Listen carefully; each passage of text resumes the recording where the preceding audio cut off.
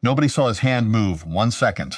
Empty. The next thunder. Wade Harlan's gun flew from his grip and hit the dirt before it ever cleared leather. 23 armed men froze mid-draw. 23 horses snorted and backed up a step, as if even they knew. In the center of Main Street, the old sheriff stood alone. Caleb Voss, 68, hands that shook so badly every morning he could barely lift his coffee cup. Those same hands now held a smoking Colt, steady as death itself. Wade screamed, clutching his shattered wrist. From his saddle, Cole Harlan felt his stomach drop. Because he had seen the name before, not in wanted posters, but in the old newspapers his father kept hidden in the attic. The ones stained with blood and time. 13 years ago, this quiet, tired man wasn't Caleb Voss. He was something else. Something the frontier tried to forget. Something that made hardened killers cross the street when they heard his boots on the boardwalk. And whatever that thing was, it had just opened its eyes again. The old sheriff slowly lowered the Colt, voice low and rough like gravel, under a wagon wheel.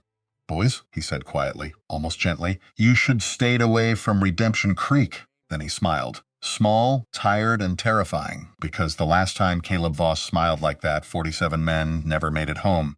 The stagecoach rolled into Redemption Creek on a Wednesday afternoon in the dying heat of October 84, wheels caked in 3 days of desert mud and the particular silence of a long journey made by someone who had stopped expecting the destination to matter. Nobody paid it much attention. Stagecoaches came and went, same as the wind, same as hope, same as sheriffs. Lately, the man who stepped down onto the boardwalk did so with the kind of careful movement that belonged to old joints and long memories. Not slow exactly, deliberate. Like a man who had learned the hard way, the only way that sticks, that the difference between walking into a room and entering one could mean the difference between coming back out or not. He was 68 years old.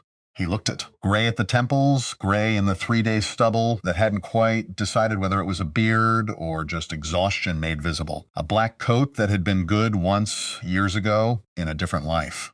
Boots worn to the shape of feet that had covered a great deal of ground and left most of it behind without looking back. And on his chest, pinned slightly off-center the way a man pins something he doesn't entirely trust himself to want. A badge filver. Or it had been silver once. Now it was the color of old promises. Tarnished. Scratched. Catching the afternoon sun for just a moment before he shifted his weight and the angle changed and the light moved on, the way light always does, indifferent to what it briefly illuminates. His hands were shaking, not dramatically, not the kind of shaking that sends coffee cups clattering or draws stares from strangers. The quiet kind. The kind you notice only if you are standing close enough and looking with the particular attention that Redemption Creek gave to everything it suspected of being less than advertised. And Redemption Creek was always looking. Main Street ran straight as a rifle barrel through the center of town. That was the first thing you noticed. The geometry of it, the flatness. Red rock formations rose on both sides of the valley, trapping the October heat and holding it hostage the way this town held everything, tightly, without intending to let go. On the left, the Red Ace Saloon. The general store, the church with its weather vane frozen, pointing west, as if God himself had long since given up on whatever lay to the east. On the right, the boarding house, the blacksmith's forge, the land office with curtains drawn even in daylight. At the far end of the street, standing slightly apart from everything else, the way a bad memory stands apart from the rest of your day. The sheriff's office, boards nailed across the windows, door hanging crooked on its hinges. The whole structure leaning slightly to the left, like a man who has been hit too many times and hasn't quite fallen yet. The man with the shaking hands picked up his worn leather bag, light enough that a strong wind might carry it away. Light enough that you understood this was a man who had learned not to accumulate things that would weigh him down when it was time to move on. He had been moving on for 13 years. He started walking. They watched him from the general store porch. 3 men. The particular idleness of men who had appointed themselves the town's unofficial opinion on all incoming strangers. "That's the new sheriff," the first one said. A pause. "Long enough to be theatrical? Can't be. Is?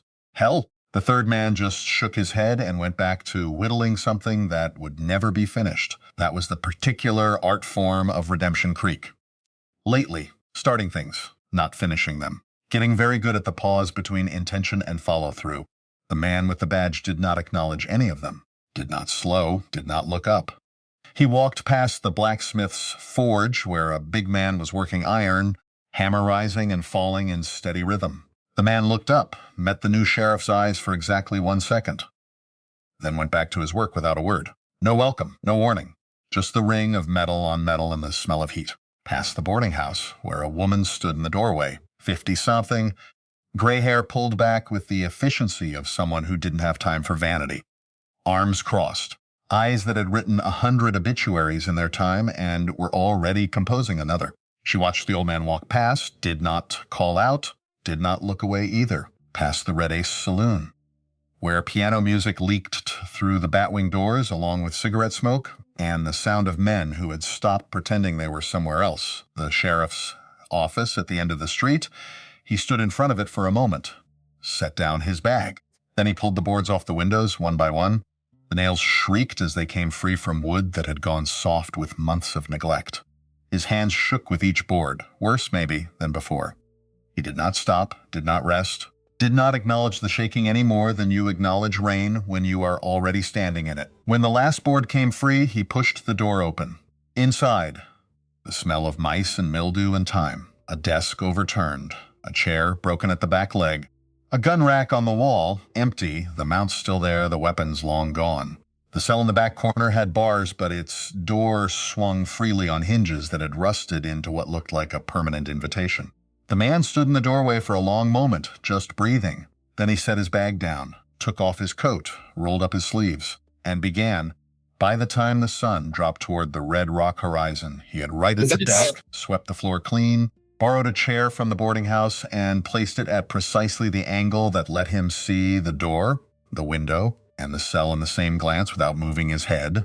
Old habit, the kind you don't unlearn even when you want to. He sat at the desk with a piece of paper and a pen and was writing a supply list: coffee, lamp oil, cartridges, a proper lock for the cell. When the door opened without a knock, 3 men walked in like they owned the place in Redemption Creek. They owned most of it. Cole Harlan came first, 50 years old. The kind of face that had been good-looking once and had made the calculation somewhere around 40, that authority was more useful than charm. Dark hair going silver at the temples, cut neatly.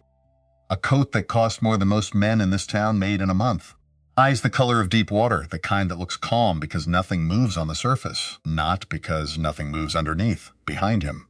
Grant Harlan, the middle brother, tall. All sharp angles, like someone had assembled him from spare pieces and run out of material before getting to the comfortable parts. A mustache trimmed to points, quiet in the way of men who find noise inefficient, and Wade.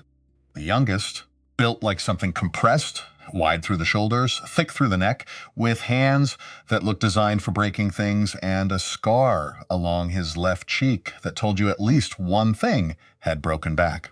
20 years younger than Cole, and carrying all of it as eagerness. The way young men carry what older men have learned to call impatience. None of them drew their weapons. They didn't need to. The weapons were just there, hanging on their hips, patient. The way a debt is patient. Well now, Wade said, looking around the office with the appraising eye of a man pricing livestock. Look what wandered into town. The old man at the desk did not stand up, did not reach for the gun at his hip, did not, in fact, change the angle of his pen over the paper by so much as a degree. He looked up at the 3 of them with eyes that were the pale gray of winter sky, the kind that gives nothing away because it has learned that giving things away costs you. Help you gentlemen with something? Wade laughed. It was not a pleasant sound. Like something tearing at a seam it was never meant to open. Gentlemen, he said, turning to his brothers. Old man thinks we're gentlemen.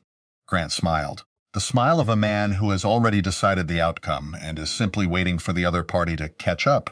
Cole did not smile. Cole stepped forward, not threatening exactly. Just reducing the distance between himself and the man at the desk by enough to make the power relationship legible without having to say it out loud. We wanted to welcome you properly, Sheriff, Cole said. Make sure you understand how things work here. The room shifted slightly, like a room does when something unexpected enters it. Redemption Creek, Cole continued, unhurried, has been managing its own affairs for 3 years now. We've found a system that functions. That keeps people safe. That keeps the peace. Whose peace? Another shift. Smaller this time. Suppler. Cole looked at him for a long moment. I'll be direct, he said. The last three men who wore that badge decided fairly quickly that their health was more important than their jurisdiction. The first one left after a conversation. The second one left after a more emphatic conversation. The third one, he paused. He was stubborn. He stayed almost 2 weeks, and then he made a sensible decision. The old man set his pen down, folded his hands on the desk.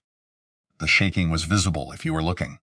Wade was looking with the avid attention of a young man who has learned that other people's weaknesses are his most reliable currency. Here's what's going to happen, Cole said. You're going to sit in this office. Keep it tidy. When we ride through town, you look the other direction. When there's noise from the saloon late at night, you sleep through it. When there's a disagreement between our men and the locals, you let us resolve it. He reached into his coat pocket, set a folded envelope on the desk. You do that, and you get paid every month, regular. More than the county rate, which, I'll be honest, isn't worth the paper the voucher's printed on. The man looked at the envelope, looked at Cole. I appreciate the offer, he said. His voice had a quality, dry, like land that hasn't seen rain in too long but hasn't forgotten what rain feels like. I'm going to have to decline. The temperature in the room dropped 20 degrees. Wade stepped forward. Cole put a hand on his arm without looking at him, the gesture of a man so accustomed to managing his brother's impulses it had become reflexive. Think carefully, Cole said. You've been here, 4 hours? You don't know this town yet. You don't know what we've built here. You don't understand he searched for the word, the ecology of the place. I don't need to understand the ecology, the old man said quietly. I need to understand the law. The law's the same everywhere, is it? Not a question. I'll give you a few days, Cole said, stepping back. To find your footing, think things over. A reasonable man considers his position carefully. He turned toward the door. Grant followed, smooth and silent. Wade lingered for one extra moment, the way the youngest always lingers, needing to leave his own mark on a room. Fair warning, old man. Everything in this town belongs to us one way or another. The water, the land, the businesses, the people who work them. He glanced at the badge. Even that. Eventually, the door closed. Caleb Voss sat alone at his desk, stared at the space where three men had been, the envelope still on the corner of the desk, untouched. He picked it up, set it in the top drawer without opening it. Then he picked up his pen and went back to the supply list. Coffee, lamp oil, cartridges, a proper lock for the cell. He would need all of it. The night came to Redemption Creek the way it comes to high desert towns, fast and absolute. One moment the sky was orange. Then it was not. As if someone had simply decided that enough light had been given to this particular valley and blown the candle out. Caleb sat in the dark for a while. He didn't light the lamp right away. Old habit. Darkness is information. Darkness tells you what the light has been hiding. He opened the bottom drawer of the desk. His hand found what it was looking for by touch. The photograph was small, tintype, the image fading at the edges the way images do when the world they belong to no longer exists to anchor them. A young man, 24, maybe 25, dark hair, wearing a deputy's badge, newer than Caleb's current one, still shiny, still carrying the optimism of something that hadn't learned yet what it was going to be asked to endure. The young man was smiling the way people smile in photographs when they are genuinely happy and don't yet know enough to be self-conscious about showing it. On the back, in handwriting that was not Caleb's, Tommy. Denver, 71. Caleb did not look at it long. He never looked at it long. It was not a photograph you looked at for comfort. It was a photograph you looked at to remind yourself of the precise weight of the thing you were carrying. Because if you forgot the weight, you might accidentally set it down somewhere, and he didn't deserve to set it down. Denver, 1871. He had been 41 years old and very certain of himself in the way that men are certain of themselves when they have spent 20 years being right.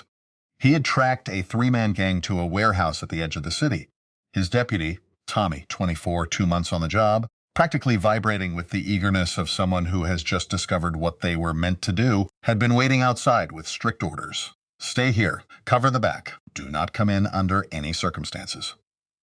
Clear orders, reasonable orders, the kind of orders that made perfect tactical sense to a man who was absolutely certain he could walk into that warehouse alone and walk back out. He had been wrong.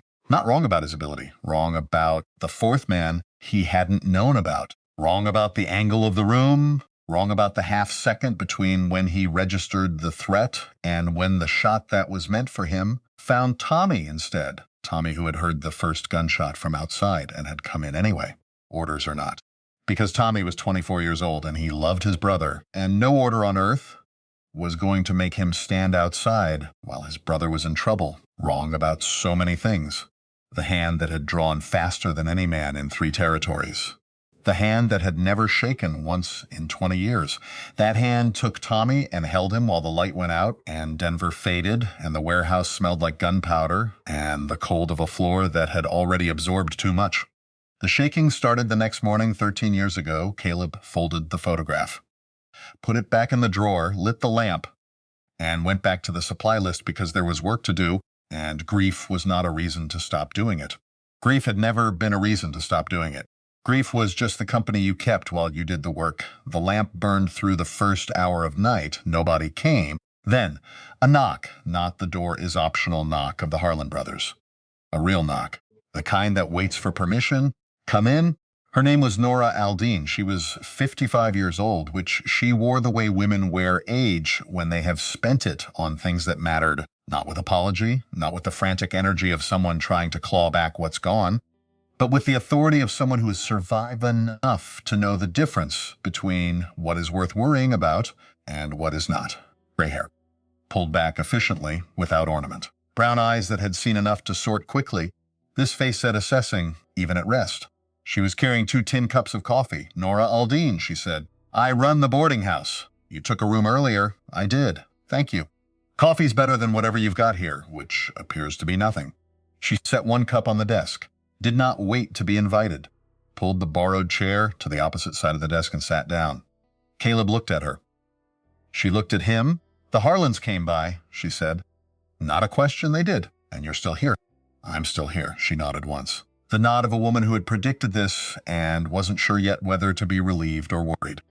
My husband wore a badge, she said, in Tucson. He was very good at it, he died at 47. She said it plainly. The way you say things you have had years to practice saying plainly. Not from a bullet. From carrying it alone for too long. The doctor said heart failure. I said the same thing, just with a different definition of what had failed. Caleb wrapped both hands around the coffee cup. The warmth helped with the shaking. Or at least made it less visible. That's supposed to be a warning? He asked. It's supposed to be information, she said. What you do with it is your business. A silence settled between them that was not quite comfortable and not quite uncomfortable.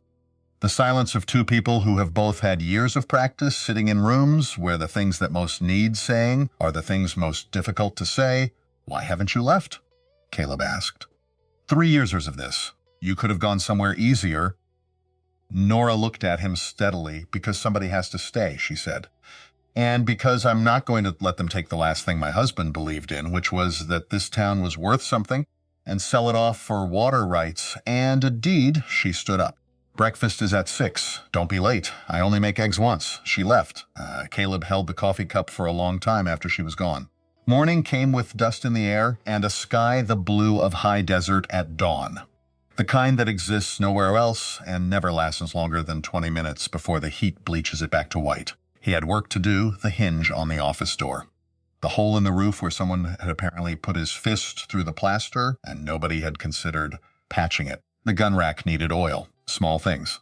But a town that has forgotten it has a sheriff notices small things first.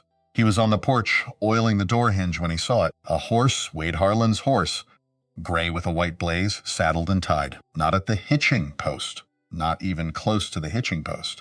Directly in front of the general store entrance, positioned with the insolence of someone who knows that insolence has never had consequences. Through the store window. The storekeeper, a thin man named Wendell Pruitt, who moved through the world as though braced for impact at all times, staring out at the horse with an expression of helpless, well-practiced fury. He had probably made the calculation many times by now. The cost of saying something. The cost of not saying something. Arriving each time at the same exhausted answer. Do nothing? And tomorrow there will still be a store to open? Wade was in the saloon, visible through the window, laughing at something. Boots on the table. The ease of a man who has not been told no in so long he has forgotten the word exists. Caleb set down the oil rag. He walked to the saloon. The piano stopped when he came through the batwing doors. Not gradually, immediately. The way music stops when someone enters a room and changes its temperature, every head turned. The attention that small towns give to the thing that is about to either go very right or very wrong, and intend to have witnessed whichever it turns out to be, Wade saw him. Grinned, wide and comfortable, the grin of a man who has had a lot of practice at being the most dangerous thing in any room he enters. Well, look who decided to join us. He spread his arms. Sheriff wants a drink? Your horse is blocking Mr. Pruitt's door. Wade tilted his head. Is it? Move it. The grin got wider, the kind of wide that means the smile has stopped being a smile and become something else. Or what? Or I'll cite you for public obstruction and fine you $5. For one moment, one exact half second, the room did not breathe. Then Wade laughed, real laughter. The kind that starts in the belly. His men joined in. Within seconds, half the saloon was laughing. $5.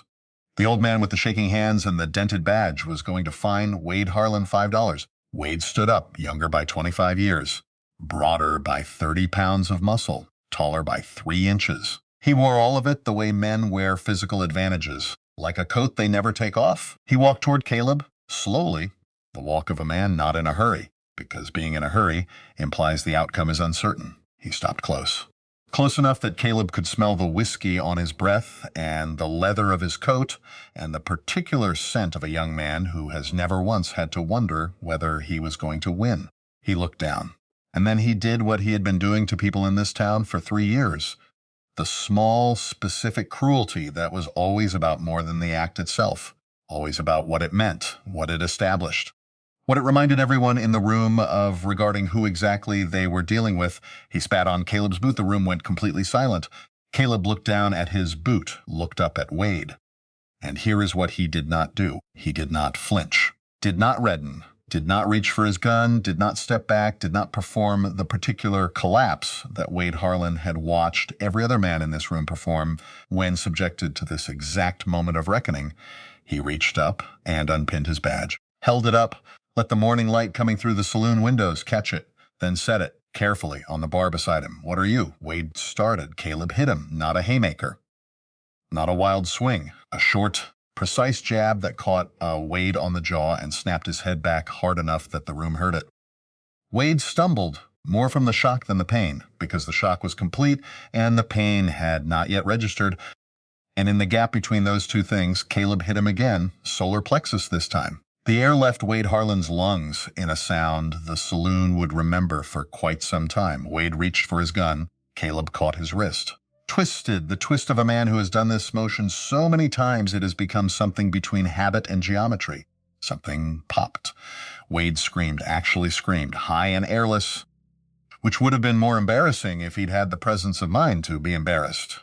His gun hit the floor. Caleb drove his knee into Wade's ribs, and Wade went backward over a table, taking the table and 2 chairs with him in a cascade of noise and spilled whiskey and absolute, utter silence from the 20 people watching. 6 seconds. Maybe less. Don't. The word came from Caleb's direction, and it had the quality of a whip crack. Sharp, precise, aimed. And his gun was in his hand. Nobody in that room could say when it had gotten there. 1 second, empty. Next second, iron, steady and level, pointed at Wade's men who had started to reach for their weapons. The steadiness was the thing. The hand that shook over coffee cups. The hand that trembled when he thought nobody was watching. That hand was holding the gun like it had been born there, like it had never done anything else.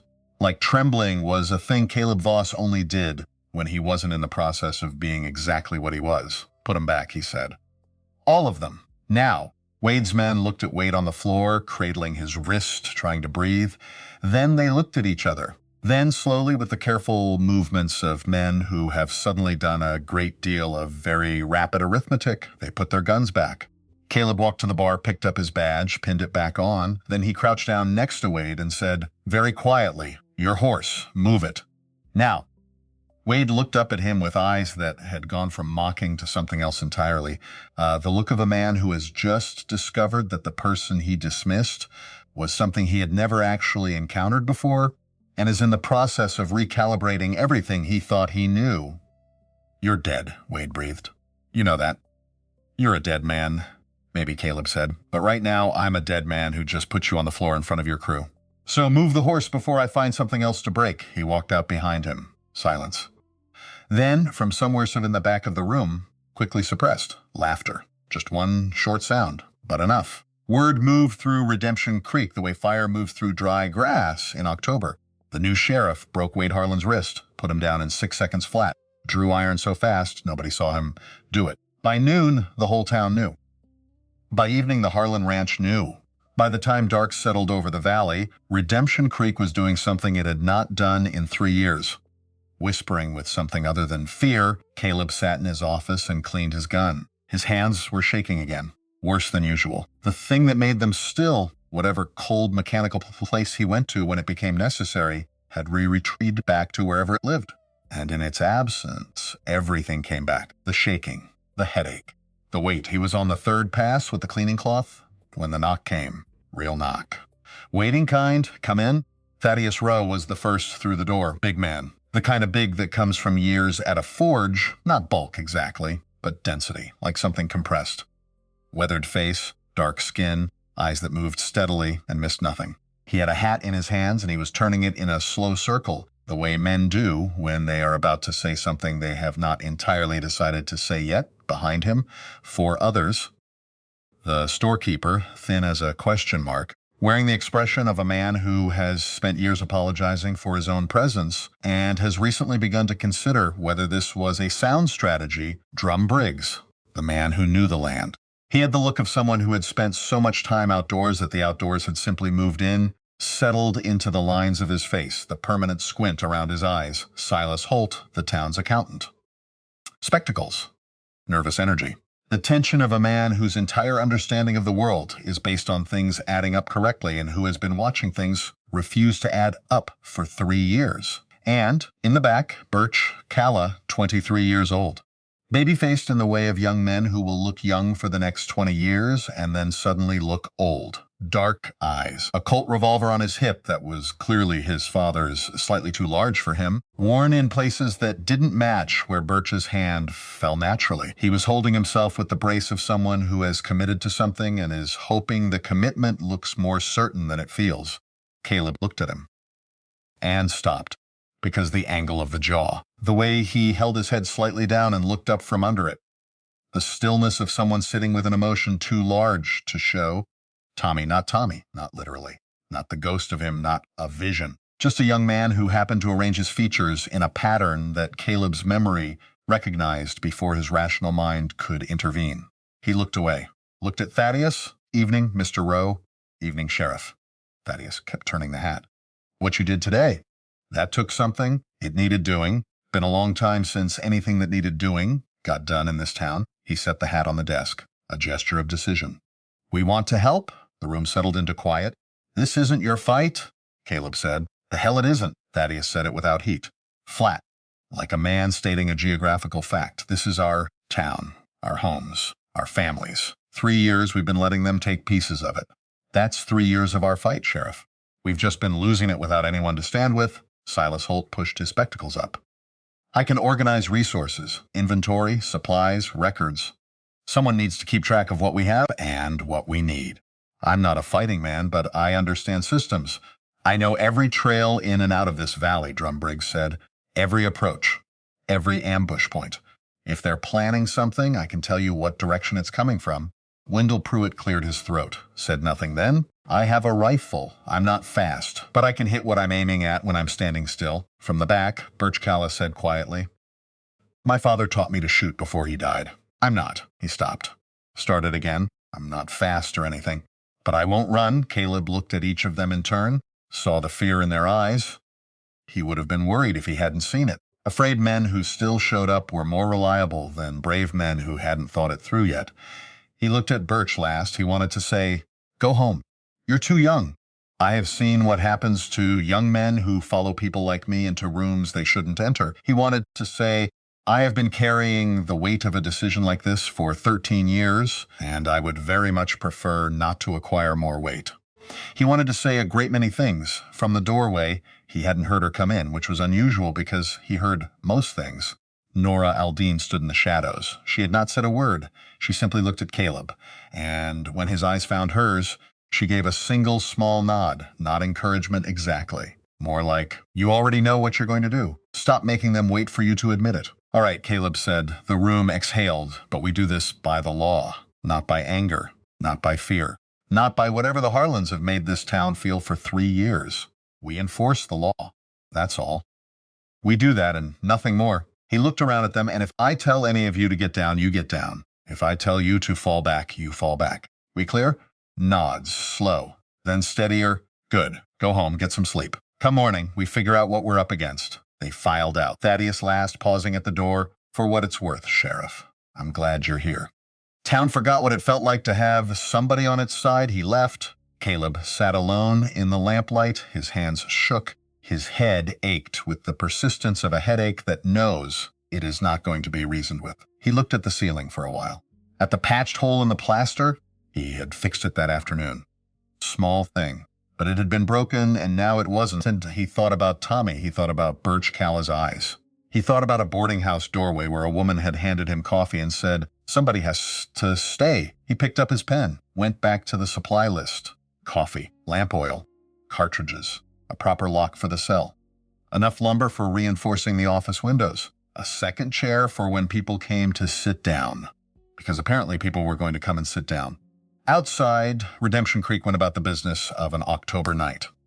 Quietly, the way a town goes quiet when it is not sure yet whether what it is feeling is hope or the memory of hope, which can feel from the inside exactly the same. The lamp burned, the pen moved, the hands, slowly, as the night deepened, went still.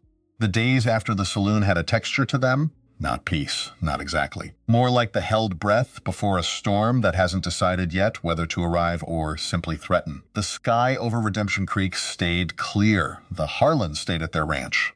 Wade was seen exactly once, riding through the north end of town with his wrist in a splint and his face wearing the expression of a man assembling a very detailed plan for a very specific kind of revenge. He didn't stop, didn't look at the sheriff's office, which was somehow worse than if he had. Caleb noticed, filed it away, and kept working.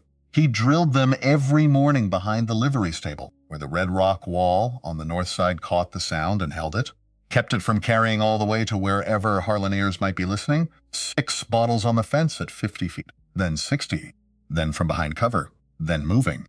Birch Callah was the one who surprised him, not on the first day. The first day, Birch hit 4 of 6 and pulled left on everything and nearly put one through Drum Briggs's hat brim, which Drum did not find remotely amusing and said so at considerable length. But by the 3rd day, Birch was hitting 5. By the 5th day, 6. Every time.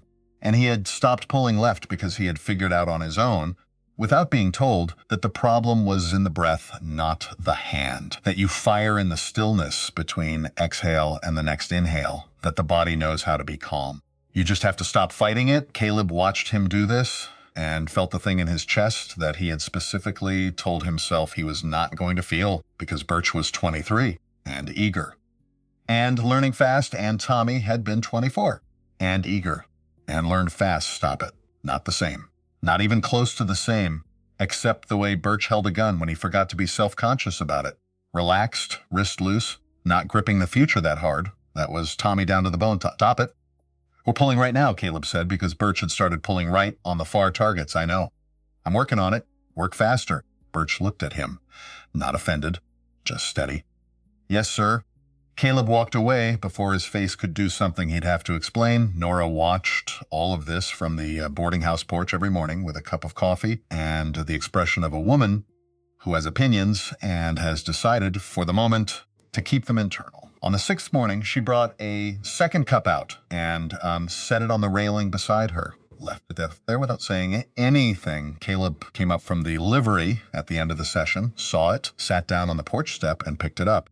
They didn't speak for a while. The town was waking up. Wendell Pruitt sweeping his boardwalk. He had started doing this again after 3 years of apparently not bothering. Thaddeus Rose hammer, already going at the forge, steady as a heartbeat. 2 women walking toward the church with baskets, talking in low voices, and not looking over their shoulders the way they had been looking over their shoulders when Caleb first arrived. Small things, my husband used to say, Nora said. Not looking at him. That a town is just the sum of what its people are willing to do on an ordinary Tuesday morning. Smart man, he was. She drank her coffee. He also said the hardest part of the job was never the dangerous days. It was the ordinary ones. Staying present when nothing was happening. Not letting your guard become a wall. Caleb looked at his hands. Steady this morning. The cold had helped, maybe. Or the work. Or the coffee. You worried about me, Mrs. Aldine? I'm pragmatic about you. Sheriff Voss. There's a difference, he almost smiled. Almost. Get breakfast, she said. Silas is coming by at 8 with his inventory report, and he will talk for 40 minutes if you don't redirect him. Silas Holt arrived at 8 with 3 pages of notes and the barely contained energy of a man who has been given a problem that is actually solvable and has solved it completely and cannot wait to show his work. Caleb let him talk for 40 minutes.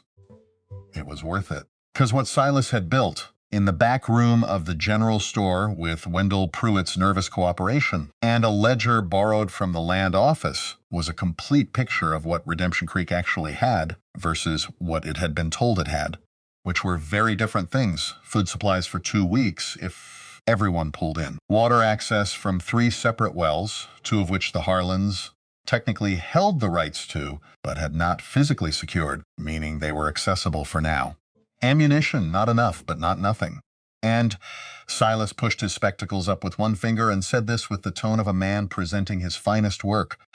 A complete record of every transaction the Harlan family had conducted in Redemption Creek for the past 3 years. Purchases. Pressure sales. Debts called in. Everything how, Caleb said. People talk to accountants, Silas said simply. They don't think of it as testimony. They think of it as complaining. But it amounts to the same thing if you write it down correctly. Caleb looked at the ledger for a long time. Evidence. Real, legal, documented evidence of extortion and coercion and property acquisition under duress. The kind of thing that, in a territory with a functioning court, would put men away for a very long time. Good work, Caleb said. Silas positively glowed. It was on the 9th day that Cole Harlan came alone. No Grant, no Wade, no men positioned outside with hands on weapons. Just Cole Harlan on a gray horse, riding up Main Street at mid-morning like a man who has decided to have a particular conversation and wants it to happen on terms he controls. He dismounted, tied his horse properly at the hitching post, not in front of anyone's door, not blocking anything. A deliberate signal. I am not here to provoke. He knocked on the sheriff's office door. Caleb called him in. Cole sat in the chair across the desk. Caleb sat behind it. Between them, nothing but air and the weight of 2 men who understand each other's positions clearly and are deciding in real time how honest to be about it. Cole reached into his coat. Caleb's hand moved. Newspaper, Cole said. Just a newspaper. He set it on the desk, old. The paper had gone yellow at the edges, soft at the folds. The fragility of something that has been carried for a long time and consulted frequently. The masthead read, Denver City Register, October 1871. The article below the fold. A sketched portrait. Rough, the way portraits are when they're reconstructed from description rather than sitting, but accurate enough. And the headline, Gunfighter Caleb Voss, sought for questioning in Deputy's death. The room did not change temperature.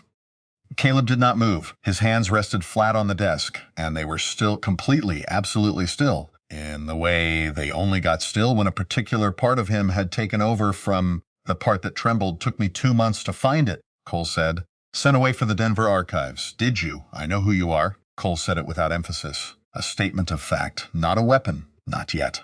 I know about the deputy. I know you left Denver before the inquest. Different names after that. Different towns. Caleb said nothing. I'm not interested in turning you in, Cole said. I want to be clear about that. The past is the past, and I'm a practical man. What do you want? I want you to leave. Simple. Direct. You write out quietly. I don't send this to the territorial marshal's office. You disappear the way you've been disappearing for 13 years, and everyone continues on. Caleb looked at the newspaper. At the sketched portrait that was and wasn't his face. Younger, sharper, carrying none of the weight that 13 years of carrying weight gives a face. And the town, Caleb said, the town continues as it has been, under your family, under a system that functions. That's not the same thing. Cole was quiet for a moment.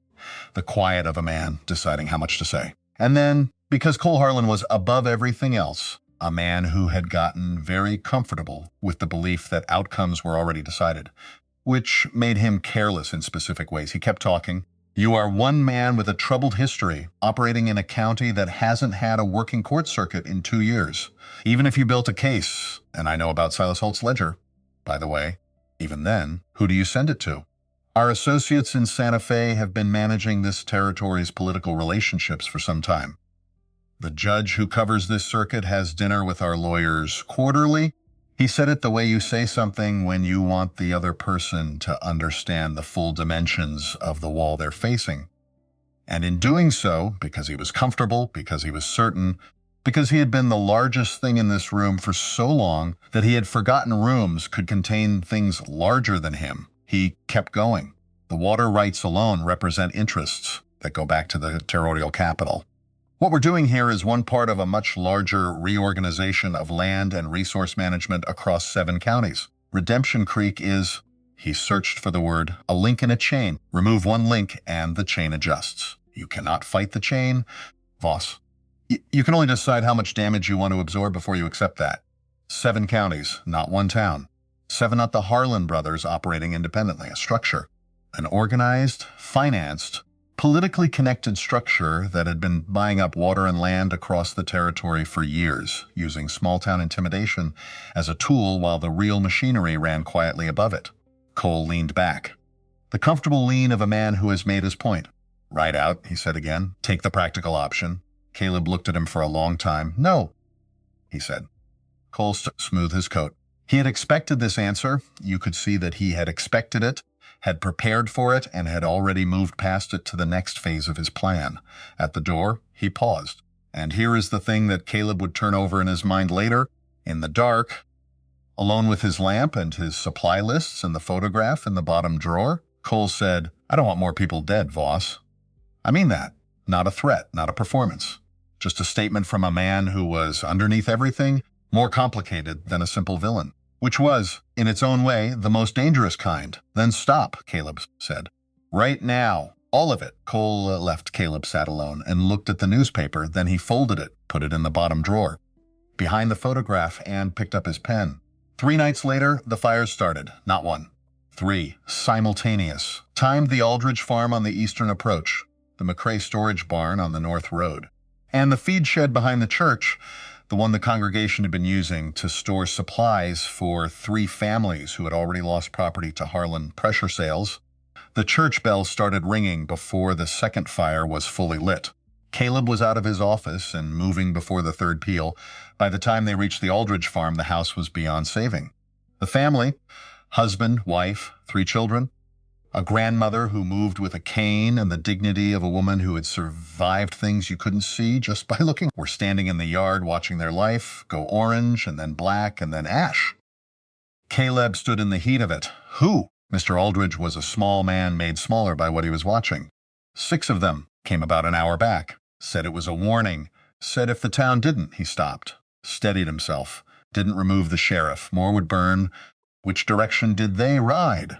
Back toward the ranch that sat on the hill like a feudal castle looking down at everything it considered its own. Caleb looked at the fire for a long moment. Then, you and your family are staying at the boarding house tonight, all of you.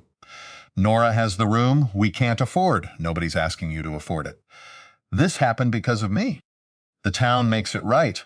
Aldridge looked at him with eyes that had been emptied out and not yet refilled with anything. You can't stop them, Sheriff. They've got too many guns. Too much money. Too much. Go to the boarding house, Caleb said. Take your family. I'll have someone bring what they can salvage. The town meeting the next morning was the hardest thing Caleb had done since arriving in Redemption Creek. Not because of the anger. He had expected the anger. He had expected the fear. He had even expected the 12 people who stood up, one by one, not together, because even their dissent was solitary and ashamed, and said that maybe the cost was too high.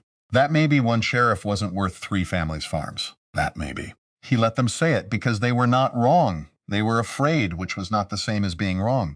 Fear is not moral failure.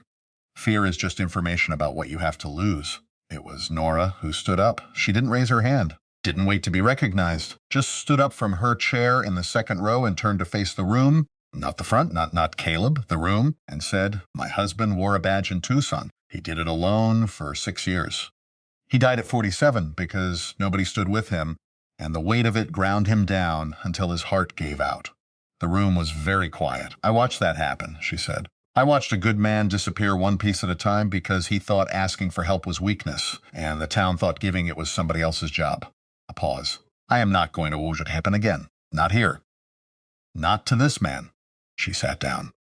The 12 people who had stood up did not sit back down, but they stopped talking. And sometimes, in rooms like this, in moments like this, silence is the only agreement anyone can manage. They reorganized no more isolated farms. Everyone within the valley pulled in closer. Families without fighters came into town proper, sleeping at the church and the boarding house and in the back of Wendell Pruitt's store. Drum Briggs laid out a watch rotation using the maps he'd been building for weeks. Every approach marked, every sight line established. Thaddeus organized the men into shifts, nobody guarding alone, always pairs. Always with a clear line back to the church bell, Caleb walked the perimeter at night.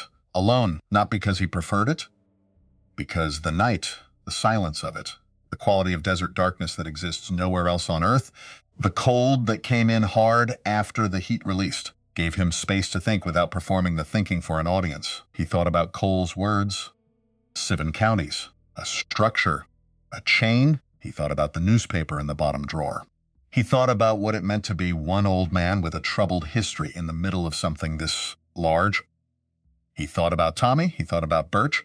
He stopped thinking about Birch because that particular line of thought led nowhere useful. On the 4th night of the new arrangement, Grant Harlan appeared at the saloon. Caleb heard it from 2 blocks away. Not gunshots. Voices. The register of men talking too loud in a space that doesn't have enough ceiling to absorb it. He went in. Grant was at the bar with 2 men who had the look of hired work, not the Harlan Ranch hands, but something more professional, the kind of men whose guns sit lower and whose eyes never quite stop moving. Grant himself was drinking in the measured way of a man who wants to appear drunk without actually becoming it. The mustache waxed to points. Grant turned when Caleb came through the doors. Smiled the smile of a man who has been waiting, Sheriff. Join us. Evening, Mr. Harlan. Caleb walked to the bar, stood about 6 feet away, close enough to talk, far enough to move if he needed to. We were just discussing, Grant said, how unpredictable the weather's been. Dry spell, fires everywhere this season. Terrible thing, terrible, Caleb agreed. Nothing personal about fire, is there? Just spreads. Goes where the wind takes it. Arson is personal, Caleb said. Arson has a hand behind it, and hands belong to people, and people are accountable to the law. Grant's smile stayed exactly where it was, like a painting of a smile. Accountable. Now there's a word. You know what I find interesting about accountability, Sheriff? It requires someone to hold it. Someone with staying power. I'm not going anywhere. People say that. Grant set his glass down, right up until they do. He turned the full weight of his attention to Caleb. You know what your problem is, Voss. You think the badge makes you real, makes you legitimate. But out here, legitimacy is just another word for who has the most reasons to stay. We have built something here. Years of work. Investment. You've been here, 11 days? And you think you can just come ahead. The saloon went completely still. Grant blinked. I'm sorry? You want to do this, Caleb said quietly. You've been working up to it since I walked in, so come ahead. Right here, right now, you and me. No brothers, no hired hands, just you and whatever you think you are. The 2 hired men shifted. Caleb's eyes moved to them, just the eyes, nothing else, and the movement of those eyes was enough. They went still. I'm not. Grant stopped. Started again. This isn't. That's what I thought, Caleb said. He turned his back on Grant Harlan, walked toward the door, stopped with his hand on the batwing, did not turn around.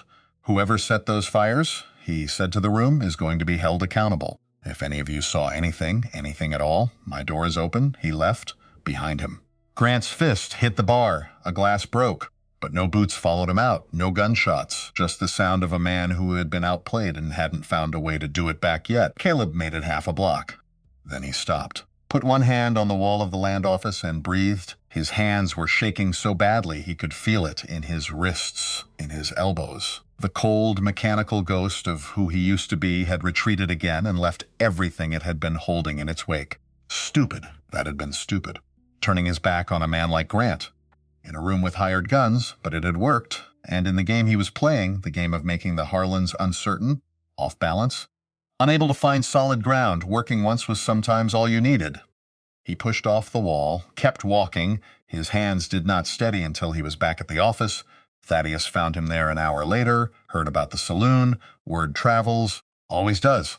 Thaddeus sat down across from him, did not offer opinions about the wisdom of what Caleb had done, just looked at him with those steady eyes that had seen a war and come back from it.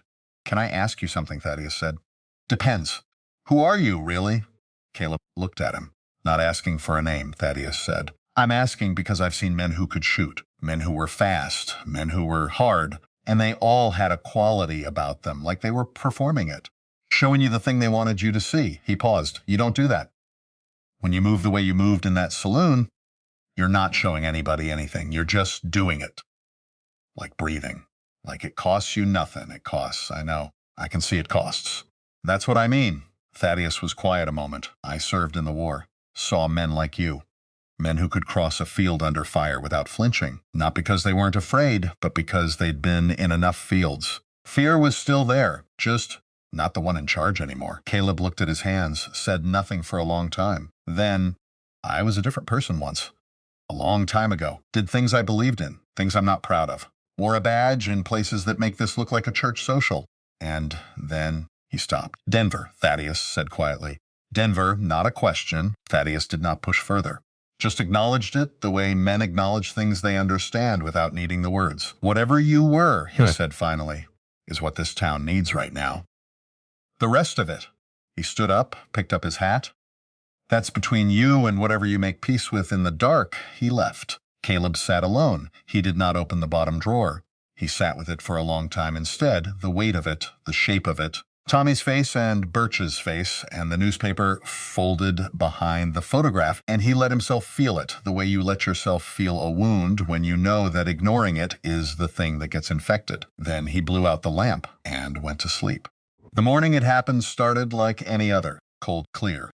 That October blue at dawn that doesn't last. Birch on the first watch, posted at the north end of Main Street, where he could see the road coming down from the ridge. Thaddeus already at the forge. Nora's lamp on in the boarding house kitchen, Wendell's door opening. Ordinary Thursday, Caleb was at his desk with coffee and a letter he was composing to the territorial marshal's office. Not the compromised one Cole had mentioned, the one 2 counties over, the one that reported to a different circuit. When Drum Briggs came through the door, no knock, Birch is gone. Everything in Caleb's body went cold and absolutely still. What? North Watch.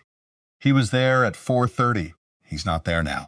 His rifle is still there. Drum held up a folded piece of paper. This was under it. Caleb unfolded it. "One man for one town. Bring Caleb Voss to the North Ridge before sunrise tomorrow or the boy doesn't come back. G.H. Grant, not Cole. Grant, who had been outplayed in the saloon 2 nights ago and had apparently decided to find a leverage point that couldn't be talked down." Caleb read the note twice, set it on the desk. The room was very quiet. Thaddeus had come in behind Drum.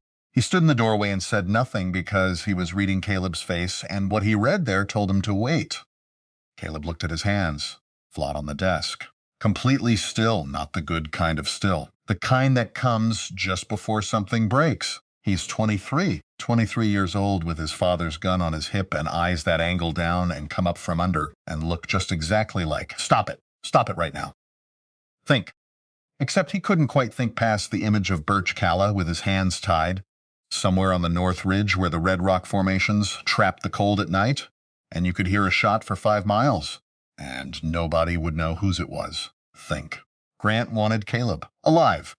Presumably, dead bodies were harder to explain than departure. Cole had made an offer. Grant was making a demand. Different tactics, same goal. They'll expect you to come alone. That's the setup. Walk in, they have you. Birch gets released, maybe. And Cole has something to hold over Redemption Creek for the next year. Don't go alone, but if you take men and Grant panics. He stood up. "I'm going to get him," Caleb said. "Bait," Thaddeus said immediately. "I know." "You go up there alone. You don't come back." "I know that too." Caleb picked up his coat. "Which is why I'm not going alone." Thaddeus looked at him. "Just you," Caleb said. "Nobody else. 2 men move quieter than 10, and I need quiet more than I need numbers right now, and if there are 20 of them up there." Caleb checked his gun, then looked at Thaddeus with the winter gray eyes that gave nothing away and said, "Then we moved very quietly. They went up in the dark, Drum's maps." Thaddeus's knowledge of the terrain from his years at the forge, watching riders come and go, learning the approaches the way you learn anything you observe long enough. And Caleb's other things. The way of moving through space doesn't announce itself.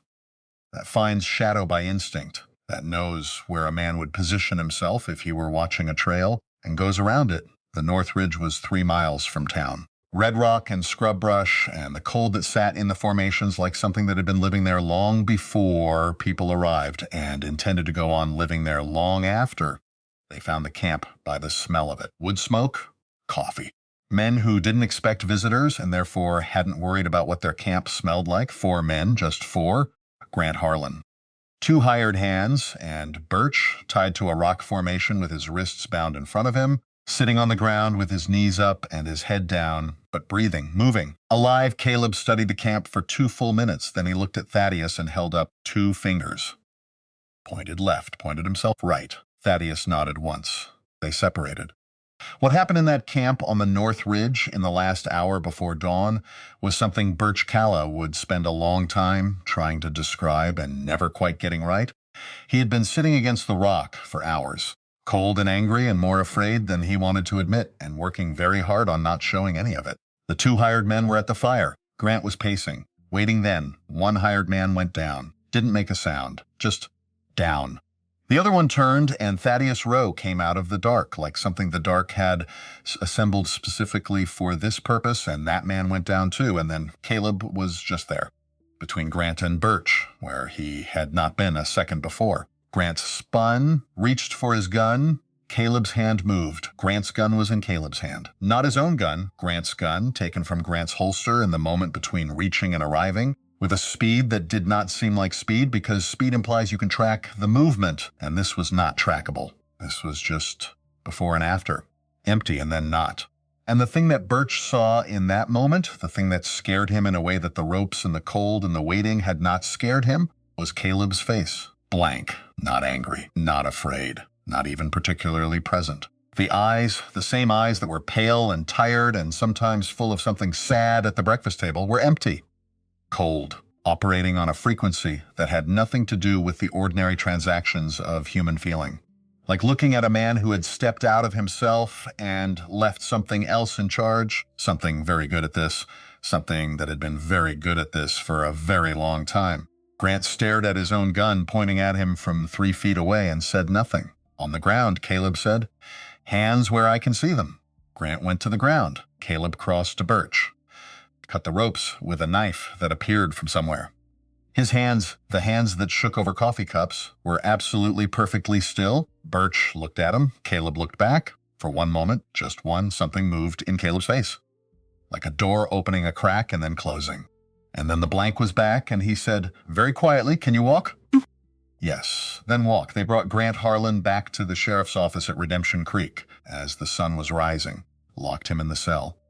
The town came out to watch, didn't cheer, just watched, the way people watch the first rain after a long drought, not with celebration, with something older, something like relief that had forgotten what it felt like to be relief and was having to relearn. Caleb sat Birch down in the office. Looked at him. "You're all right. I'm fine. You're not fine. But you will be."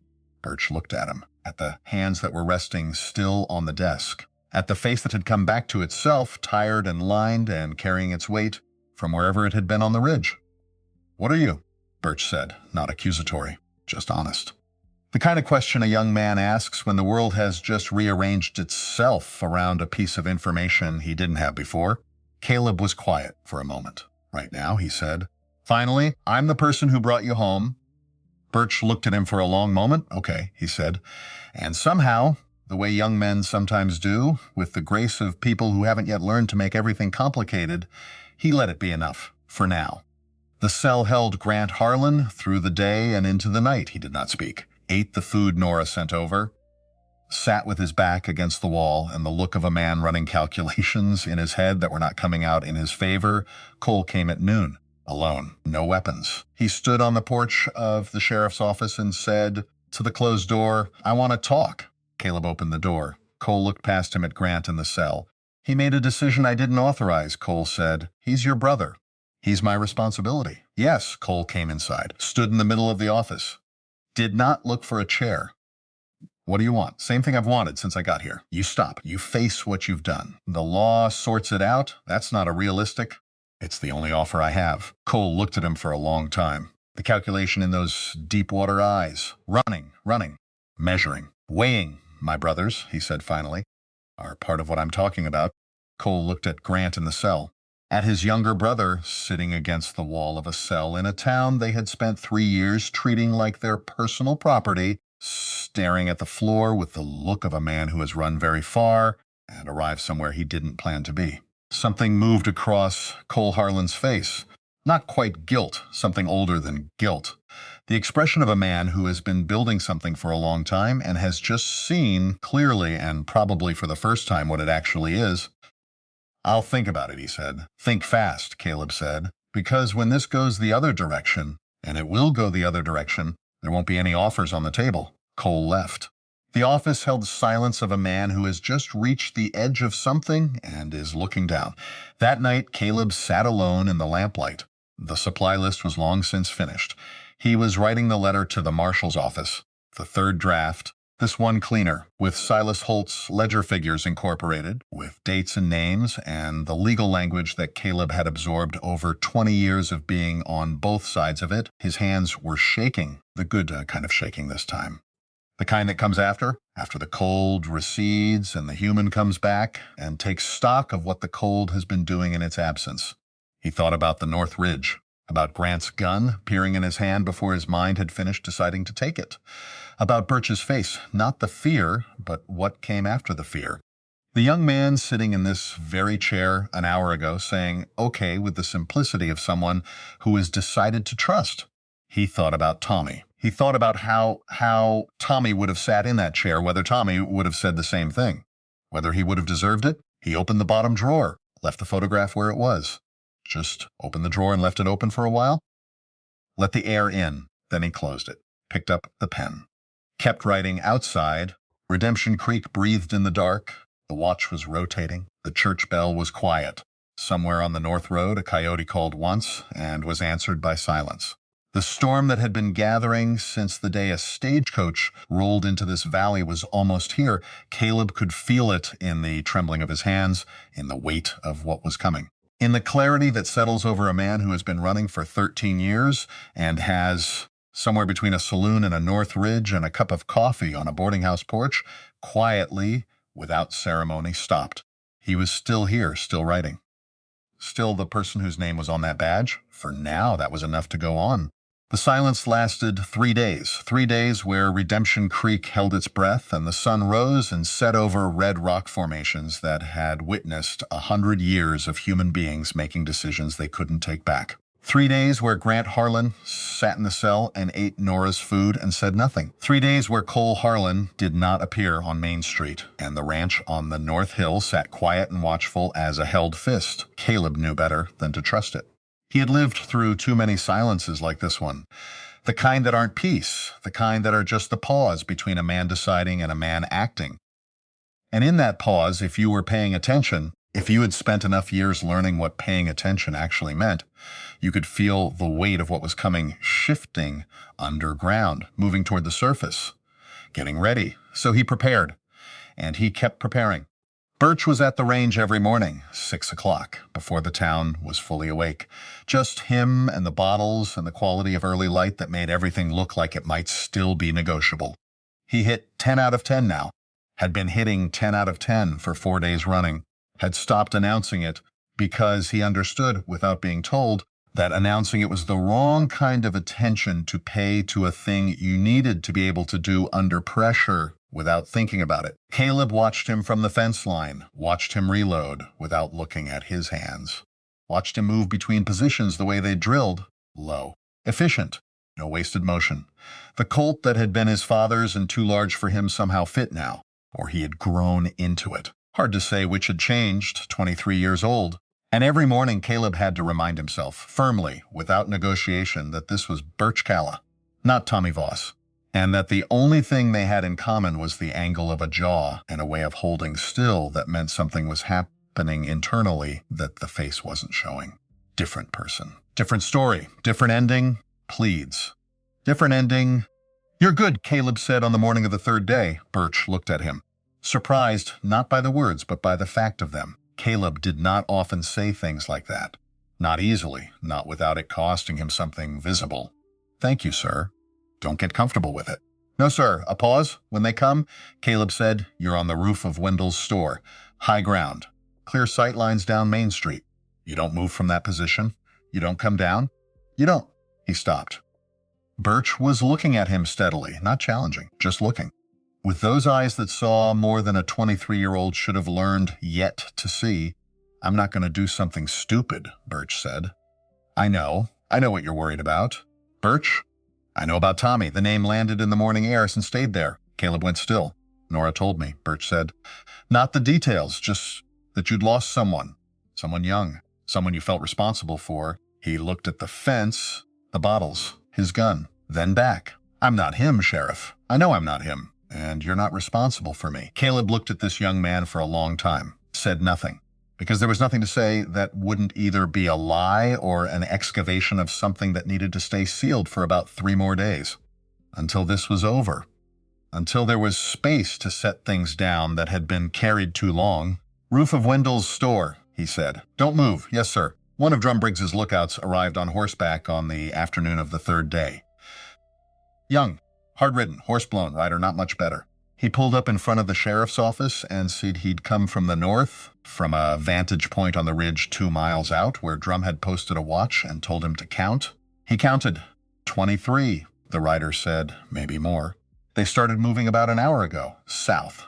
Toward town, Caleb nodded. Go get Thaddeus, he said. Ring the bell? The bell rang 3 times. Pause. 3 times. Pause, the sound moved through Redemption Creek like a hand shaking the town awake. Not that it needed shaking. Everyone had been sleeping light for 3 days. Everyone had known this was coming the way you know weather is coming when you can smell it in the air, and the horses are restless, and the birds have gone somewhere else. Families without weapons went to the church. Nora moved them herself, calm and efficient. Children first, grandmothers next, nobody left behind. She had done this once before, organizing the earlier consolidation. She did it now with the practiced certainty of someone who has decided what their role is and intends to perform it without drama. The volunteers took their positions. Thaddeus at the blacksmith's doorway, a position that gave him a clear angle on the center of Main Street and solid iron cover on both sides. Drum Briggs sealing the south road with a wagon and 2 men. Wendell Pruitt at his own window, shaking so visibly that the rifle trembled in his grip, staying anyway. Silas Holt, who had said flatly that he was not a fighting man, was at the church with the families, organizing supplies, keeping records, which was its own kind of courage. Birch climbed to the roof of Wendell's store without being told, and Nora Aldine, when Caleb turned to tell her to go inside, to go to the church, to get somewhere that wasn't in the middle of Main Street with lines of fire coming from 3 directions, was already behind the water trough at the east end of the street, her husband's old rifle across her arms. Her face wearing the expression of a woman who has made a decision and does not require input on it, Mrs. Aldine. I know how to use this, she said. My father taught me before he died. I'm not fast, but I'm accurate. This isn't don't, just one word. Flat and final, the way a door sounds when it closes and locks from the inside. Don't tell me what this is. I know what this is. I've known what this was since the night my husband didn't come home. Caleb looked at her, at the set of her shoulders, at the stillness in her face that was not the absence of fear. It was very clearly not the absence of fear, but was the presence of something that had decided it was larger than the fear. He did not say anything else. He walked to the center of Main Street and waited. They heard the horses first. The sound of them came down from the north ridge like weather. Not quite thunder, not quite wind, but something in between that you felt in your chest before your ears resolved it into something identifiable. Hoofbeats. Many of them, moving at a deliberate pace. Not rushing, not trying to arrive before they were seen. This was not a surprise attack. This was a demonstration, which meant Cole Harlan was still in charge of it. And Cole Harlan believed in the persuasive power of visible force applied without haste. They came into view at the north end of Main Street, 23 riders in a loose formation.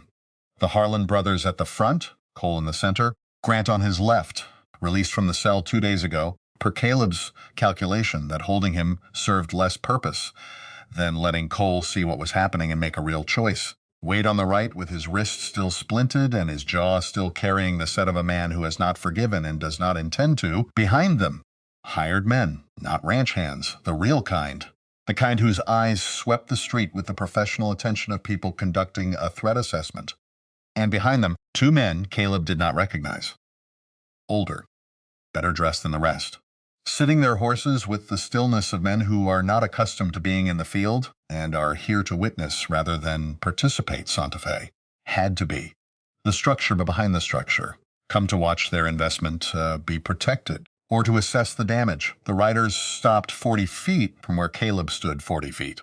The distance of a decision, Cole Harlan dismounted, walked forward until he was 20 feet away. Last chance, Sheriff, he said. Not with pleasure, not with threat. Just with the weariness of a man who has been running the same calculation for 3 weeks and keeps arriving at the same answer and does not particularly like the answer. Same answer, Caleb said. We have 23 men. I can count. Cole looked at him, at the town behind him, at the positions, the doorways, the rooftops, the water trough with a gray-haired woman behind it, that he was, Caleb could see, cataloging and understanding and recalibrating against. Those people, Cole said quietly, are going to get hurt. Your people are going to get hurt, Caleb said. That's the difference between us. You see people in front of you and worry about them. I see people behind me and worry about them. One of those things is a reason to stop. The other is a reason to start. Something moved in Cole's face. Small, fast. Gone. You and your brothers, Caleb said, are going to surrender. You're going to stand accountable for 3 years of arson, extortion, assault, and coercion. Your men are going to ride out. Your associates from Santa Fe are going to take their money and find another county. And this town is going to be what it was before you decided it belonged to you. You don't have the authority. I have a badge, a legal appointment, a documented ledger of every crime your family has committed since 1881, and 20 people behind me who have decided they'd rather die than go back to the way things were. Caleb looked at him steadily. How much of that constitutes authority is a matter for a judge, but the judge doesn't get to decide anything until this is over, and right now this is between us. A long silence. Wade shifted his horse. His hand moved toward his gun. Old reflex. Old language, Wade, Cole said. Not looking at him. Wade's hand stopped. Grant looked at his older brother, at the street, at the woman behind the water trough looking at them over the barrel of a rifle without blinking, at the roof of the general store, where a 23-year-old was maintaining a sightline with the stillness of someone who has been doing this every morning at dawn and is no longer afraid of it. Grant said nothing. And then the moment that nobody planned for, the moment that doesn't appear in any strategic calculation because it comes from something underneath strategy. Entirely, Cole Harlan looked at his brothers. He looked at them the way a man looks at something he has been building for a long time and has just seen, clearly, for the first time, as though the light has changed, what it actually is, what it has made of them, where it has brought them, standing in the middle of a street in a town full of people who are shaking with fear and staying anyway, because of one old man, because of an idea that was not complicated and not new and should never have required this much blood to defend the law. Just the law. Same everywhere. And something in Cole Harlan's chest, some weight that he had been carrying without examining for 3 years, 5 years, longer maybe, the weight of the person he had been before he decided that power was simpler than principle, shifted, like a door moving on a hinge that has been stuck too long, not swinging open, just moving, just acknowledging that movement was possible. He raised his right hand, turned to the men behind him, and said 2 words, stand down, silence. The silence of 23 men on horseback who have been told something they were not expecting and are waiting to understand whether they heard it correctly. Wade's head swung toward his brother. Cole? Stand down. We can't just, I said, stand down. Wade, not loud, not angry.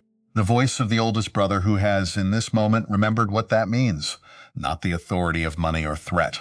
The authority of someone who has been older longer and has just understood something his younger brothers have not yet arrived at.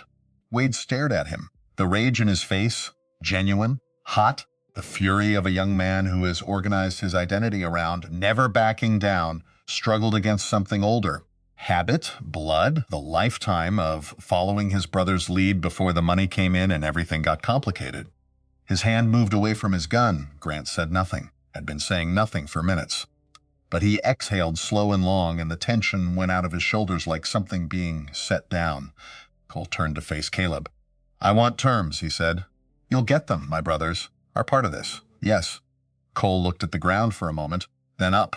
"What happens to the men? They ride out. Today.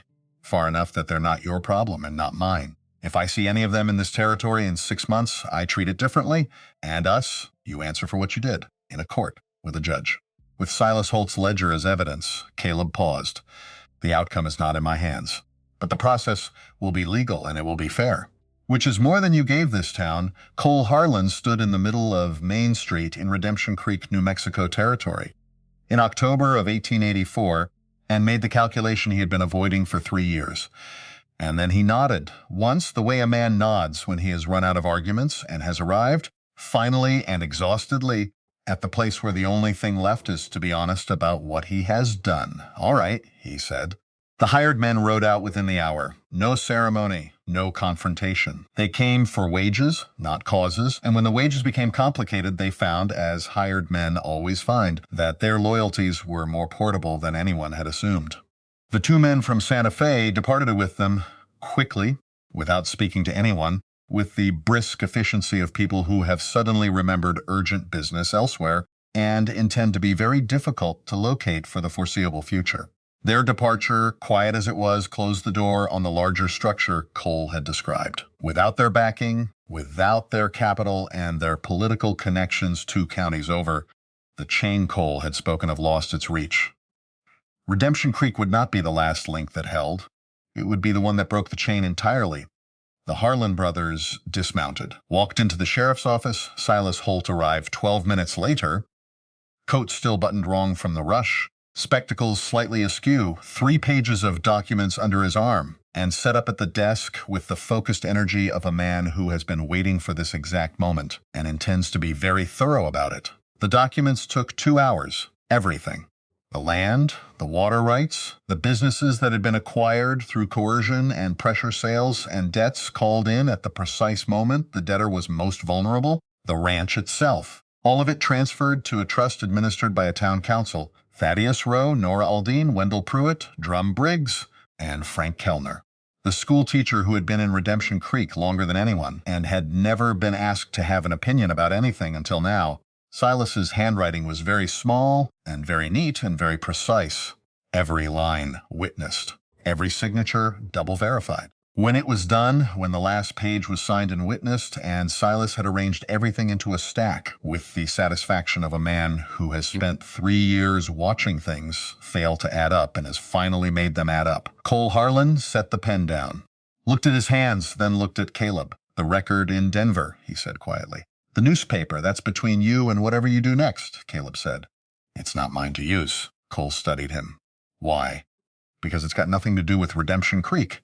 And Redemption Creek is what I'm here for." A long silence. Cole looked at the badge. At the desk, at the window where Main Street was visible, people emerging from their positions, from the church, from doorways, blinking in the afternoon light like people who have been in a dark place and are relearning that the sun is still there. "What made you stay?" Cole said. "When you first got here, when you saw what it was." "What made you not just take the envelope and look the other way?" Caleb thought about it. About Tommy, about 13 years of moving, about a boarding house porch and a woman handing him coffee and saying somebody has to stay, about a young man with his father's gun learning to breathe between exhale and inhale and hit 10 out of 10. "Someone told me a long time ago," he said, "that a town is just the sum of what its people are willing to do on an ordinary Tuesday morning." Cole looked at him. "Turned out to be a Wednesday," Caleb said. "But the principle held. The Harlans were given horses, provisions for 3 days' travel, no weapons beyond a sidearm each, enough to manage the road, not enough to become someone else's problem. The whole town came out to watch them go, not to jeer, not to celebrate, just to watch. The way people watch something end that has defined too much of their lives for too long, not with satisfaction exactly. With the exhaustion of people who have been afraid for so long that the absence of fear doesn't feel like relief yet. It just feels like silence. And silence, after all of it, is its own kind of gift." Wade mounted up without looking at anyone. Grant rode out first, eyes forward, shoulders set against whatever he was feeling. Cole paused, turned his horse, looked at Caleb across the distance of Main Street. 20 feet, maybe less. The distance of a choice. And for one moment, the two of them were simply two men looking at each other in the October light of New Mexico. Not sheriff and criminal, not victor and defeated. Just two men who had both been carrying things too long and were, in this moment, in different ways and for different reasons, finally setting something down. Cole Harlan nodded. One time, Caleb did not nod back, but he did not look away either. Then Cole rode north, and the Harlans became a sound. Hoofbeats fading. Then silence. Then the sound of Redemption Creek, remembering it was allowed to breathe. The cheer started somewhere in the back of the crowd. Small, then bigger. Then it moved through the town like the bell had moved, gathering, growing, until Main Street was full of sound and people reaching for each other, grabbing arms and hands and shoulders, laughing in the way people laugh when they are releasing something that had no other exit. Caleb turned and walked back to the office before anyone could decide to celebrate at him specifically. He made it as far as the desk. Then he sat down and his hands started shaking. Badly, thoroughly, worse than they had in weeks. And he let them. Let the cold recede. Let the human come flooding back in. Let everything he had been holding in place with the sheer force of needing it to hold just go. 5 minutes, maybe 10, then Thaddeus was in the doorway. "You're bleeding," Thaddeus said.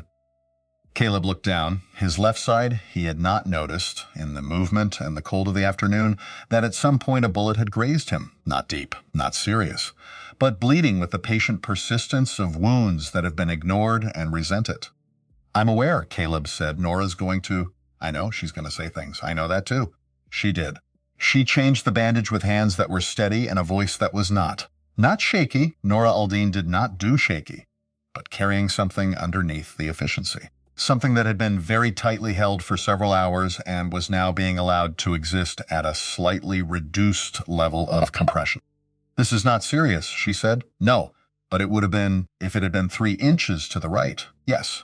So stop moving into open ground without cover. I needed them to see me. You needed them to see someone standing there. That didn't have to be you specifically. It did, actually." She tied off the bandage. Didn't argue with that.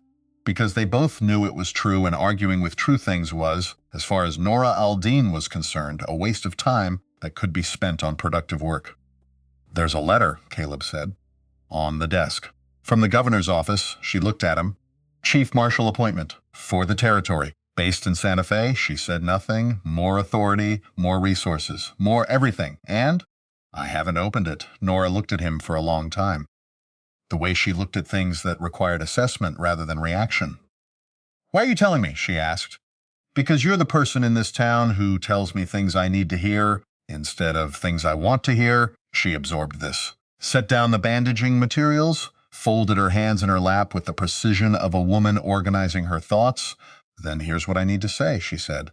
"Whatever that letter offers, more authority, bigger stage, the kind of thing that looks like it matters from far away, it will not give you what you're looking for, which is not a bigger job, which is a place to stop running." Caleb said nothing. "You've been running for 13 years, she said. "Different towns, different names. I don't know all of it, and I don't need to. But I know what a man looks like who has been moving so long he's forgotten he's allowed to stop." A pause. "You've been allowed to stop for a while now. You just haven't done it." Silence. "And my husband ran," she said. "Inward instead of outward. Same thing. Different direction. He carried it all alone until it crushed him, and I couldn't reach him, and then he was gone." Her voice did not break. But it came close to the place where it might, and then came back. "I am not telling you what to do. I'm telling you what I see. Which is a man who has just won something and is already looking for the next fight so he doesn't have to stand still long enough to feel what winning cost him." She stood up. "The eggs are at 6, she said.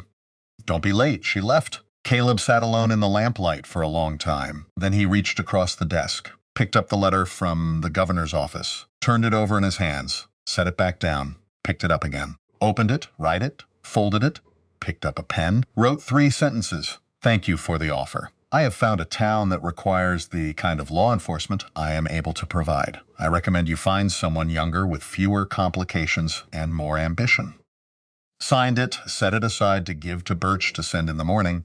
Then he leaned back in his chair and looked at the ceiling and let the silence of Redemption Creek at the end of an October evening come in through the cracked window and settle around him like something that had been waiting for permission to arrive.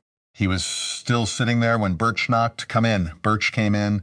He was holding something small, holding it carefully the way you hold things that don't belong to you and that you didn't intend to find. A tintype photograph, small, faded at the edges. He set it on the desk. "I found it on the floor when I was cleaning," he said. "Must have fallen out when—" "I'm sorry. I wasn't." "It's all right." Birch looked at the photograph. At the young man in the deputy's badge, smiling like someone who doesn't know yet that smiling like that is a thing you eventually learn to ration. "He looks like me," Birch said. "A little. Who was he?"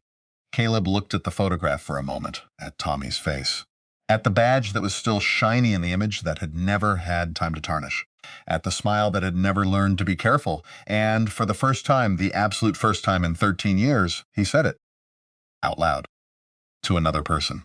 In a room with a lamp burning and the sounds of a town through the window. "My brother," he said. "Tommy, he was my deputy, in Denver." 1871, Birch sat down in the chair across the desk. Did not say anything, just sat and waited. The way young people wait when they understand that what is about to be said needs to arrive at its own pace.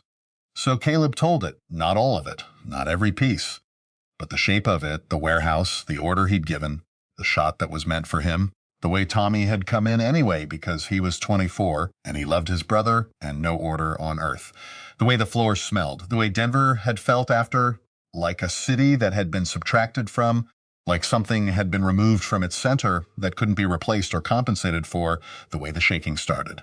The next morning, and had not stopped. He told it plainly, without performance. The way you tell things when you have rehearsed them in your head for 13 years and the rehearsal has finally become simple enough to speak. When he finished, the room was quiet. Birch looked at his hands, at the photograph, at Caleb. "It wasn't your fault," he said. "I know, but you don't believe that. I'm working on it." Birch looked at him steadily. With those eyes that saw more than they should at 23, and probably always had, "Can I say something?" "Go ahead. I'm not Tommy. You know that." He paused. "But I think maybe you came here because you were looking for somewhere to put it down, the thing you've been carrying. And I think maybe this is the place." He looked at the window, at the dark outside and the stars beginning to show over the red rock formations to the east. "I think Tommy would have wanted you to put it down." Caleb looked at the photograph, at his brother's face, at the smile, said nothing for a long time. "I will not die on you, Sheriff," Birch said. "I'm going to be very annoying and persist and probably argue with you about patrol schedules for the next 20 years, despite everything." Despite the wound in his side and the 13 years and the weight of all of it, Caleb almost smiled. "Don't make promises you can't keep," he said. "Then I'll make promises I intend to keep and work very hard on the rest." Caleb picked up the photograph, looked at it one more time. "Tommy, Denver, 71, then he opened the bottom drawer, placed the photograph inside, left the drawer open, just letting the air in, just not sealing it back up the way it had been sealed for 13 years as though exposure to daylight was something it couldn't survive. Maybe it could. Maybe some things could. "Go home," Caleb said. "Get some sleep. Patrol starts at 6. "Yes, sir." Birch stood. At the door, he paused. "Thank you. For the North Ridge, you would have found a way out, maybe." "But I didn't have to." He left. The morning came in slow and golden, the way October mornings come to high desert country when the season is finally ready to its exhale. The red rock formations on both sides of the valley caught the light and held it, not trapping it this time, not hostage, just receiving it.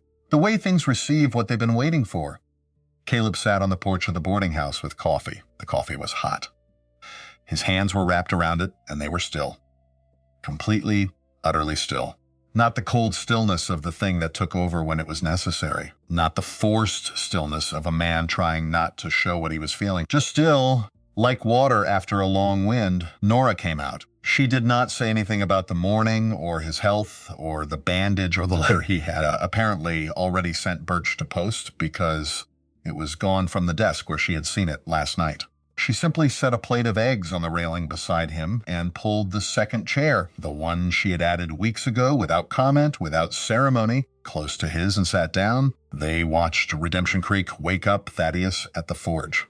The hammer going, steady. The rhythm of a man who has work to do and intends to do it. Wendell Pruitt's door opening, the man himself stepping out onto his boardwalk and sweeping it, really sweeping it, with intention, for the third morning in a row.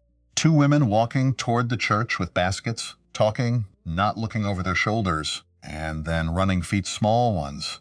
A girl of about 5 years old with dark curls and eyes that were too large for her face came around the corner at the speed that children achieve when they have a mission that cannot wait. She was carrying something. Both hands, carefully, with the solemnity of a person transporting something they have made and consider important. She stopped at the bottom of the porch steps, looked up at Caleb. "I drawed you," she said. She held it up. A piece of paper. Wax crayons. A figure in the center, tall, with a yellow star on his chest, surrounded by smaller figures. All of them standing, none of them falling. The sky above them was blue, and the ground below them was brown, and the star on the sheriff's chest was the brightest thing on the page. The crayon pressed hard, going back over it twice to make sure it showed. "That's your badge," the girl said, pointing to it seriously. "I made it gold because that's the best color." Caleb took the drawing, looked at it for a long time. At the figure in the center with the gold star. At the people around him. At the sky the girl had colored all the way to the edges, not leaving any white, because she had decided the sky should fill the whole thing, and had filled it. Clara Foster, 5 years old, who had spent 3 years being carried from room to room by a mother who looked over her shoulder every time a horse went past, and now, this morning, in the October light, was running instead of being carried, because something had changed. Something that a 5-year-old could feel even without the language for it. The change in the air of a town that has remembered it is allowed to breathe. "It's beautiful," Caleb said. She beamed. The absolute, total beam of a child whose work has been received correctly. "Mama says you're the bravest man in the whole world. Your mama is very kind," she cried when the bad men left. "But she said they were good crying tears. Those are the best kind." Clara nodded with great seriousness, apparently satisfied that this exchange had concluded correctly, and ran back the way she had come. Caleb held the drawing. Nora watched him hold it. Neither of them said anything. Because some moments, the ones that have been earning their arrival for a long time, through all the wait and the running and the cold and the shaking and the 13 years of moving towards something while believing you were moving away from it, some moments don't need language. They just need you to be present for them, which Caleb Voss was for the first time in a very long time. Present, not looking at the door, not calculating the distance to the next town, not rehearsing the next name, not carrying the weight of Denver on a day when Denver was not actually here. Just here, Redemption Creek, New Mexico Territory, October 1884, a man with still hands and a borrowed chair and a drawing done in wax crayon where his badge was gold because that was the best color.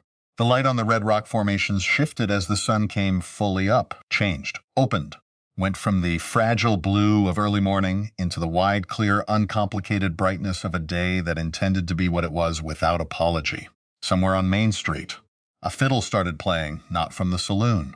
From an open window somewhere, someone who had an instrument and had decided on this particular morning that the occasion warranted music. It was not a sad song, and it was not an anthem, just a melody. The kind that sounds like something you half remember, something from a long time ago, something that meant home before you knew enough to call it that Caleb listened to it, Nora listened to it. The town moved through its morning, and the man who had been running for 13 years sat still and let it, which was all of it, all of this. The stillness and the music and the drawing with the gold star and the empty chair beside him that was now occupied, and the drawer left open and the letter sent and the weight finally beginning to find the ground. Enough, more than enough. Everything.